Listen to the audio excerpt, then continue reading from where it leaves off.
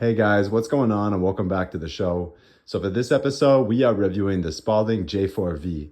Now over 70 years old, this ball dates back to 1950 and is lesser known than the J5V and J6V. Now the J5 and J6Vs were used essentially in the AFL, college football, even in the CFL. Those are more commonly known.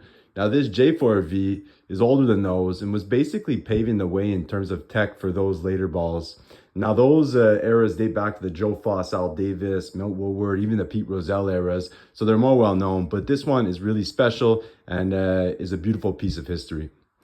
Now starting with the leather, Spalding used a typical hoeing leather on this ball. It was a typical brown leather, so basically a bit harder to break in, but it's really held up really well over time. Now the pebbles aren't the deepest, but to be fair, it's obviously have been shaved down from use. But the leather has really held up really well. So overall, an amazing leather.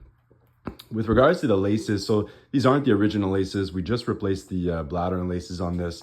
Now these are the typical Latigo style, so the NFL laces that we use on today's balls. But it's actually amazing that back in the day, the laces were extremely similar to these. They were almost identical, just basically dried up and yellowed over time. But basically the dimensions were more or less the same. Other than that, you got the stitches left and right of the laces. So again, in that typical fashion there for some added texture and grip. And then interesting, you got the stripes on the top two and lower two panels of the ball. So basically there for tracking purposes. Back in those days, obviously the fields and terrains were less lit. The lighting just wasn't as good in stadiums. Hence the need for these types of stripes for better tracking purposes. It gives it that vintage look and overall old school feel. So we'll give you guys a couple good looks at the ball. So on this side, you got the Spalding wording in that really old school font. Official, triple line, lock stitch, J4V, all in those two black round surrounds.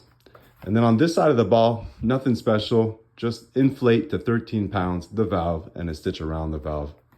So obviously a vintage ball, collector's item more than anything else, but a beautiful catch nonetheless.